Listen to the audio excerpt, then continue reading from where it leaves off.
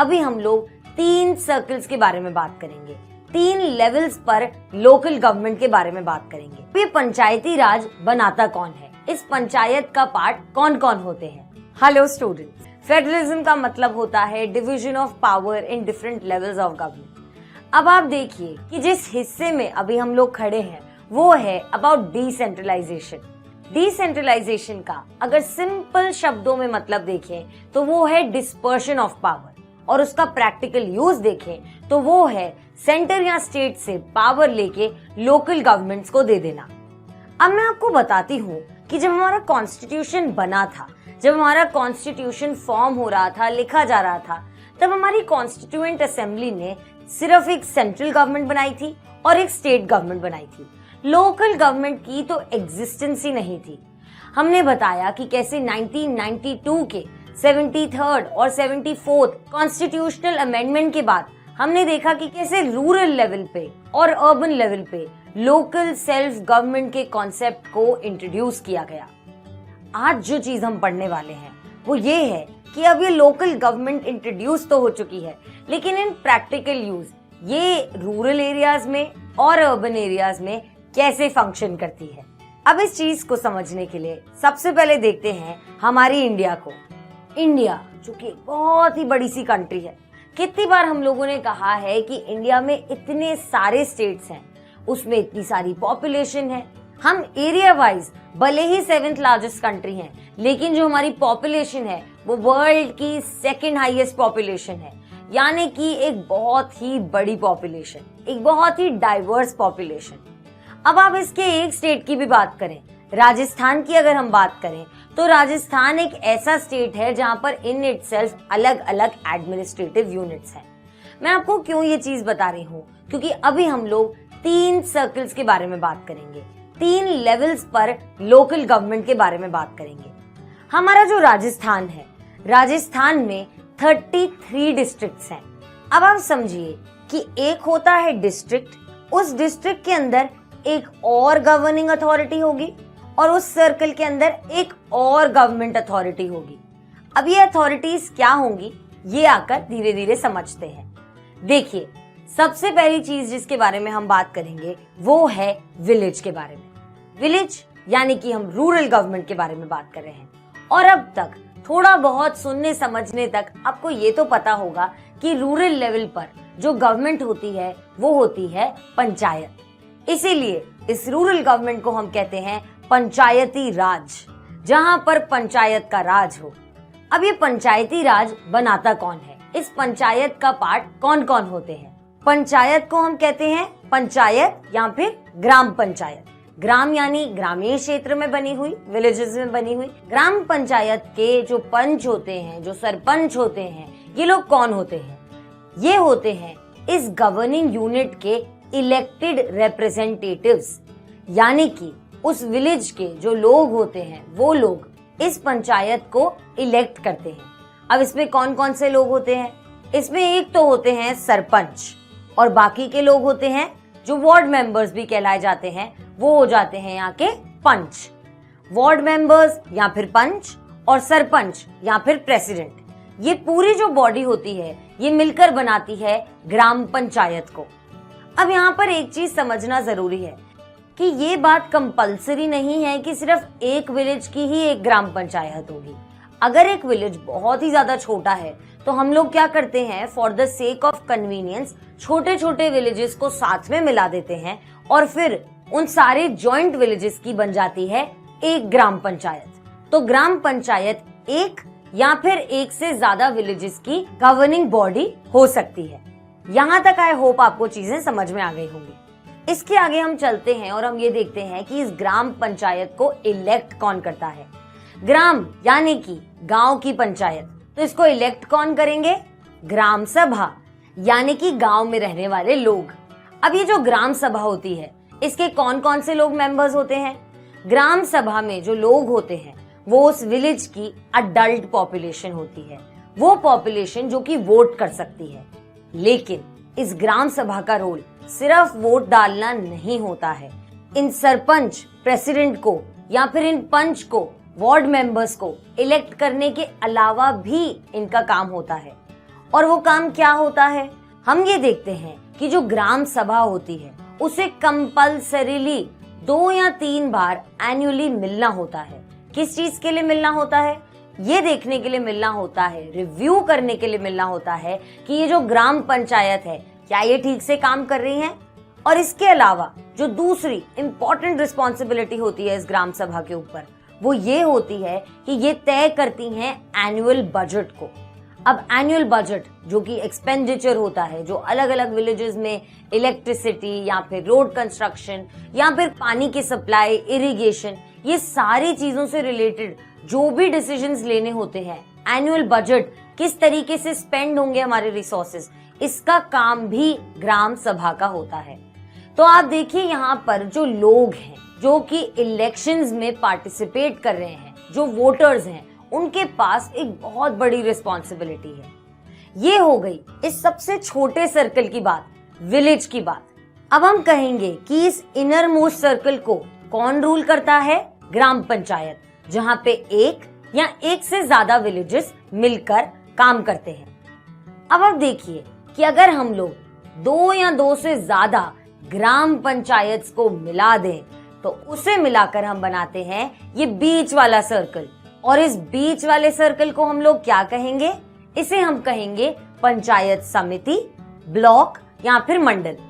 अब ये जो बीच वाला सर्कल है इसे कौन इलेक्ट करता है? पंचायत समिति को या फिर ब्लॉक को या फिर मंडल को कौन इलेक्ट करता है? इसे इलेक्ट करते हैं ये पंच लोग, ये सरपंच, यानी कि members of the gram panchayat, जिन्हें विलेज के लोगों ने, ग्राम सभा ने इलेक्ट किया होता है। यहाँ पर जो पंचायत समिति होती है वो बनती है और वो इस सेकंड सर्कल पे एक थोड़े बड़े लेवल पर 3-4 ग्राम सभा को साथ में मिलाकर जो गवर्निंग बॉडी बन जाती है वो हो जाती है पंचायत समिति। अब हम लोग तीसरे लेवल पर पहुंच गए हैं जो कि है हमारा डिस्ट्रिक्ट लेवल। अब डिस्ट्रिक्ट के लेवल पर कौन सी गवर्नमेंट अथॉरिटी काम करेगी? डिस्ट्रिक्ट को हिंदी में कहते हैं जिला। तो यहाँ पर जो गवर्निंग अथॉरिटी काम करती है वो हो जाती है जिला परिषद। यानी कि हम लोग अगर 2 या 2 से ज्यादा पंचायत समिति, ब्लॉक्स या मंडल्स को साथ में मिला देते हैं तो वो आ जाती है एक डिस्ट्रिक्ट के अंडर, एक डिस्ट्रिक्ट लेवल के अंडर आ जाती हैं और ये बना लेती हैं जिला परिषद। अब मैंने आपको क्या कहा था कि हमारे पास 33 डिस्ट्रिक्ट्स हैं। इसका मतलब ये तो नहीं है कि हमारे पास विलेजेस नहीं है या उससे छोटे एडमिनिस्ट्रेटिव यूनिट्स नहीं है। राजस्थान जो कि इतना बड़ा स्टेट है, वहां पर नेचुरली बहुत सारे विलेजेस हैं। तो इसे गवर्न कैसे किया जाए? जिला परिषद डिस्ट्रिक्ट के लेवल तक बात जब आती है तो हम देखते हैं इसके अंदर ग्राम पंचायत आ जाती हैं और इसके अंदर कुछ ब्लॉक्स या फिर पंचायत समितिज भी आ जाती हैं। जिला परिषद, अब कौन होता है इसका लीडर, कौन होता है इसका इशूइंग अथॉरिटी, कौन है जो इसे रूल करता है और इसे इलेक्ट कौन करता है? अब इसे इलेक्ट करते हैं ये सारे मेंबर्स जो कि पंचायत समिति के भी मेंबर्स होते हैं। और इसके साथ हम देखते हैं जो लीडर होता है इसका, उसे कहते हैं जिला परिषद चेयरपर्सन। जिला परिषद चेयरपर्सन और ये पूरी गवर्निंग बॉडी जो कौन इलेक्ट करता है? ये पंचायत समिति के लोग। अब जब हम लोग डिस्ट्रिक्ट के लेवल की बात कर रहे हैं, जिला परिषद की बात कर रहे हैं, तो यहाँ पर नेचुरली बहुत बड़े एरिया की बात हो रही है। उस बड़े से एरिया में बहुत सारे लोकसभा के मेंबर्स भी होंगे, उसके साथ बहुत सारे पार्लियामेंट के मेंबर्स भी होंगे, एमएलएस भी होंगे।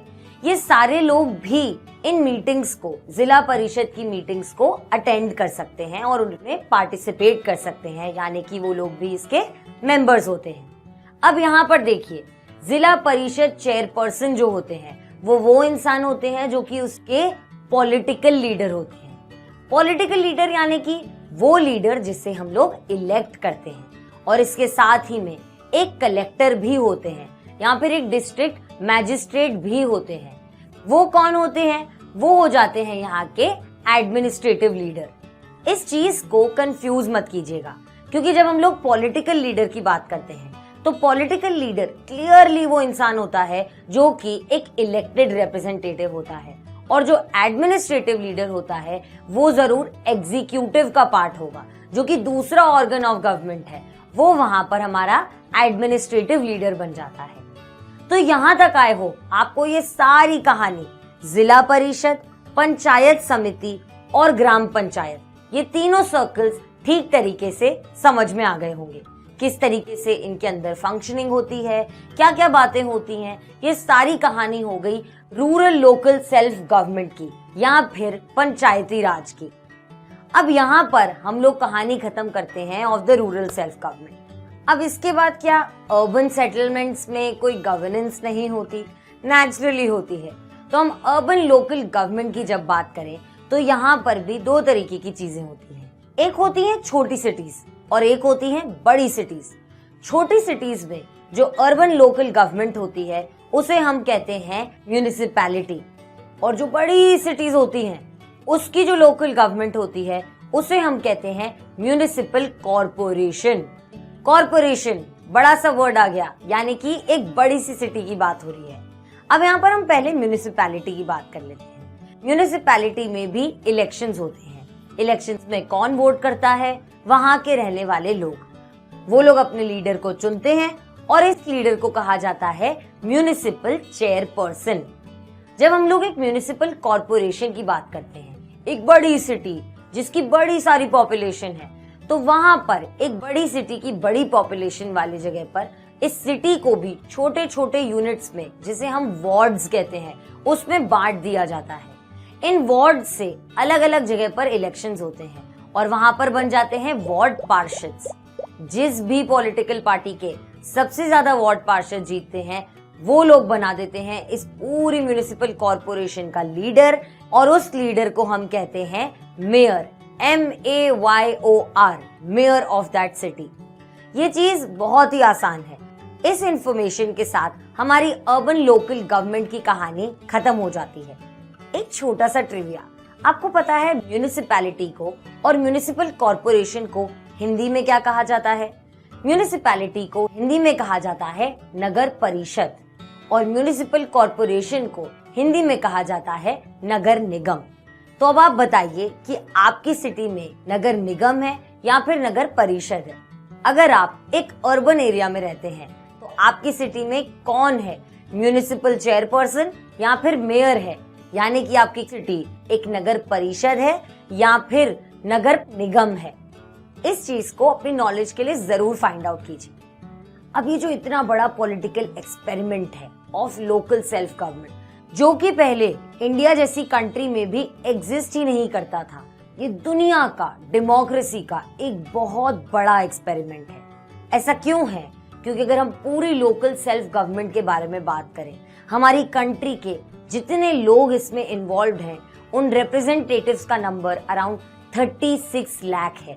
यानी कि 36 लाख लोग, 36 लाख लोग साथ में मिलकर एक लोकल सेल्फ गवर्नमेंट बना रहे हैं, जो कि पूरी कंट्री के लिए एक बहुत ही बड़ी बात है। इतने सारे लोग डायरेक्टली पार्टिसिपेट कर रहे हैं इन दिस डेमोक्रेटिक स्ट्रक्चर, जो कि हमारी डेमोक्रेसी को स्ट्रेंथन करने के लिए एक बहुत ही बड़ी बात हो जाती है। आप देखिए कि लोकल सेल्फ गवर्नमेंट को जब इंट्रोड्यूस किया गया है, उसके कई सारे बेनिफिट्स हैं। हम लोग डेमोक्रेसी को ग्रास रूट लेवल तक लेकर जा रहे हैं। औरतों को और उन कास्ट को, उन ट्राइब्स को जिनको अभी तक प्रॉपर रिप्रेजेंटेशन लोकल लेवल्स तक नहीं मिल पा रहा था, उन्हें भी अब रिप्रेजेंटेशन मिल रहा है। मैंने आपको कहा था कि जब रिप्रेजेंटेशन मिलता है तो उनकी बातें सुनी जाती हैं और फैसले भी उसी तरीके से लिए जाते हैं। लेकिन अभी तक हम आइडियल फॉर्म ऑफ गवर्नेंस पर नहीं पहुंचे हैं, यानी कि इसके कुछ सेटबैक्स भी हैं। अब वो सेटबैक्स क्या हैं? सेटबैक्स ये हैं कि क्योंकि हर स्टेट का पावर शेयरिंग का स्ट्रक्चर डिफरेंट है, तो कई सारी स्टेट गवर्नमेंट्स ने अभी तक लोकल लेवल तक पावर शेयरिंग उस तरीके से नहीं किया है, तो फिर वहां पर लोकल गवर्नमेंट्स की फंक्शनिंग उतनी अच्छी नहीं है। उसके अलावा अगर हम लोग विलेज के लेवल पे बात करें तो ग्राम सभा उतना फ्रीक्वेंटली नहीं मिलती हैं। कई बार हम ये भी देखते हैं कि अगर एक औरत को एक जगह का ग्राम पंचायत का प्रेसिडेंट बनाने के लिए बोला जाता है, तो वहां पे औरत के नाम पर उनके हस्बैंड्स या बाकी के मेल मेंबर्स रूल कर रहे होते हैं, तो वो वहां पर सिर्फ एक नॉमिनल हेड बनकर रह जाते हैं। इसके अलावा हम देखते हैं कि इलेक्शंस बहुत अच्छे से नहीं होते हैं, उतने एंथुजियास्टिकली लोग पार्टिसिपेट नहीं करते हैं इन द लोकल गवर्नमेंट के इलेक्शंस, और कई बार जो रिसोर्सेज होते हैं, जो रेवेन्यू होता है, वो एक बहुत बड़ी प्रॉब्लम हो जाती है। क्योंकि आप चाहे कितना ही पावर किसी को क्यों ना दे दें, आप चाहे कितनी ही डिसीजन मेकिंग क्यों ना कर लें, जब तक पैसा नहीं होगा तब तक काम करना मुश्किल हो जाता है। तो यहाँ पर इन सारे लूपहोल्स के साथ भी हम कहते हैं we are still a long way to an ideal form of democracy, but we have well begun. यानी कि हम लोगों ने शुरुआत तो कर दी है। अब हमारा जो गोल है वो है इन लोकल सेल्फ गवर्नमेंट्स को बोथ इन रूरल ग्रामीण क्षेत्रों में and in the urban cities इस चीज को स्ट्रेंथन करना। अब इसके साथ ही हम लोग एक एक्सपेरिमेंट के बारे में बात कर रहे हैं। ये एक्सपेरिमेंट हुआ था in the city Porto Alegre in Brazil. Brazil की सिटी में एक एक्सपेरिमेंट कंडक्ट किया गया। यहाँ पर बनाया ऐसा गया कि जो डिसेंट्रलाइजेशन का प्रोसेस है, यानी कि जो लोकल म्यूनिसिपैलिटी है, उसके साथ साथ पार्टिसिपेटिव डेमोक्रेसी के आइडियल को भी साथ में लेकर चलने लगे। इसके तहत हुआ ये कि जो सिटी थी वहाँ पे एक पैरेलल ऑर्गेनाइजेशन बनाई गई जो कि म्युनिसिपल काउंसिल के साथ साथ काम करती थी, जहाँ पर वहाँ के लोकल इनहैबिटेंट्स, वहाँ के रहने वाले लोग साथ में मिलकर पार्टिसिपेट करते थे in the decision making powers. ये लोग क्या करते थे, साथ में मिलते थे, बजट्स डिस्कस करते थे, डिसीजंस के बारे में डिस्कस करते थे। वो सारी चीजें जो भी कंसर्न करती थी उस सिटी को, उनके एरिया को, उन सारी चीजों के बारे में ये डिस्कशंस किया करते थे। उस सिटी के कोई भी सिटीजन साथ में मिलकर उस मीटिंग को अटेंड कर सकते थे। अब यहाँ पर आप देखिए कि अराउंड 13 लाख पीपल साथ में मिलकर बजट बनाते थे और इन सारी चीजों के बारे में बात करते थे। अपने प्रपोजल्स म्यूनिसिपैलिटी को भी देते थे जो फाइनल डिसीजंस बनाया करती थी। दिस इज मोर और लेस लमसम हमारी ग्राम सभा के स्ट्रक्चर की तरह है, क्योंकि यहाँ पर सिटी वार्ड्स में, छोटे छोटे सेक्टर्स में भी डिवाइड होती है। अब हम देखते हैं कि 13 लाख लोग जब साथ में मिलकर नॉर्मल रेसिडेंट्स की तरह बिना किसी पोस्ट के, बिना किसी ओहदे के साथ में मिलकर काम कर रहे हैं विद द म्युनिसिपल काउंसिल, तो कितनी बड़े लेवल पर रिप्रेजेंटेशन आ जाता है। इन इट्स ट्रू सेंस लोगों का राज बन जाता है, पार्टिसिपेटिव डेमोक्रेसी बन जाती है। अब हम देखते हैं कि अराउंड 20,000 पीपल हर साल इस डिसीजन मेकिंग के प्रोसेस में पार्टिसिपेट करते हैं। अब इससे एक और फायदा क्या हुआ कि ये लोग इंश्योर करते हैं कि जो पैसे खर्च हो रहे हैं इन दिस एरिया, वो सिर्फ रिच सेक्शंस के लिए या रिच एरियाज के लिए नहीं खर्च हो रहे, बल्कि जो पुअर लोगों की ड्वेलिंग्स हैं वहां पर भी खर्च किए जा रहे हैं। ऐसा इंश्योर किया गया कि जो पब्लिक ट्रांसपोर्टेशन है, बसेस वगैरह है, वो उन पुअर ड्वेलिंग्स को भी क्रॉस करें। और इससे हम देखते हैं एक पैरिटी बनती है, यानी कि जो इनइक्वालिटी है, जिस तरीके से बजट स्पेंड किया जाता था अब तक, वो सारी चीजें भी करेक्ट करने में मदद होती है। इसके अलावा वहाँ पर जो बिल्डर्स होते थे वो इन स्लम के लोगों को बिना रीसेटल किए उन्हें उनकी जगह से नहीं हटा सकते थे। ये सारी काफी बड़े बड़े मूव्स हैं। अगर हम लोग एक सिटी के लेवल पे देखें जहाँ पे एक म्युनिसिपल काउंसिल है और उसके साथ ही लोग भी पार्टिसिपेट कर रहे हैं इन गवर्नेंस, तो ये एक बहुत ही अच्छा सा तरीका, एक बहुत ही अच्छा सा मॉडल बनकर सामने आता है। ये एक्सपेरिमेंट हमारी कंट्री के केरला स्टेट में भी हुआ था, जहाँ पर बहुत सारे लोग साथ में मिलकर पार्टिसिपेटिव डेमोक्रेसी का पार्ट बने, जहाँ पे ऑर्डिनरी लोगों ने लोकेलिटी के डेवलपमेंट के लिए अपने आइडियाज और बातों को डिस्कस किया। तो देखिए, ये एक बहुत ही नई चीज सामने लेकर आता है। एक हो जाता है डिसेंट्रलाइजेशन, यानी कि पावर एक अथॉरिटी से लोकल गवर्नमेंट तक आ रहा है। लेकिन जो पार्टिसिपेटिव डेमोक्रेसी होती है उसका मतलब होता है कि जो नॉर्मल सिटीजन्स हैं, जो ऑर्डिनरी पीपल हैं, वो गवर्नेंस का हिस्सा बन रहे हैं, वो गवर्नेंस में अपना टाइम दे रहे हैं, अपना एफर्ट दे रहे हैं और डेमोक्रेसी को स्ट्रेंथन कर रहे हैं। ये सारी चीजें एक कंट्री में, एक नेशन में स्पिरिट बन जाती हैं डेमोक्रेसी की। It truly becomes the government of the people, by the people and for the people. अब एक आखिरी चीज, क्वासी फेडरल गवर्नमेंट, जिसके बारे में हम काफी देर से डिस्कस करते हुए आ रहे हैं। अब देखिए, क्वासी फेडरल गवर्नमेंट का मतलब ये होता है एक इस तरीके का सिस्टम, एक इस तरीके का स्ट्रक्चर जिसमें फेडरलिज्म तो है, फेडरल स्ट्रक्चर तो है, लेकिन उसका थोड़ा सा inclination unitary form of government की तरफ भी है। अब आपको मैं बताती हूँ, केसी वियर नाम के एक इंसान ने कहा था कि it will not be wrong to conclude कि इंडिया का जो कॉन्स्टिट्यूशन है वो एक क्वासी फेडरल गवर्नमेंट टाइप का है, वो एक क्वासी फेडरल सिस्टम है। लेकिन क्या हम इन एक इंसान के कहने पर ये चीज मान जाएंगे? हमारा कॉन्स्टिट्यूशन खुद को कहता है एक यूनियन ऑफ स्टेट्स, लेकिन हमारा जो सिस्टम है वो है एक फेडरल सिस्टम। इसके साथ हम देखते हैं कि कुछ क्रिटिक्स हैं जो कहते हैं हमें एक क्वासी फेडरल गवर्नमेंट। अब मैं चाहती हूँ कि यहाँ से आप इस रिसर्च को, इस टॉपिक को खुद के लिए आगे लेकर जाएं। रिसर्च करें, इसके बारे में पढ़ें, बात करें, सवाल पूछें और सवाल पूछते रहें, क्योंकि हर सवाल का जवाब जानना जरूरी नहीं होता, लेकिन सवाल करते रहना, उसे बार बार पूछते रहना आपको कहीं ना कहीं तो जरूर लेकर जाएगा। Till then, for all this mind boggling and for all of this time, thank you.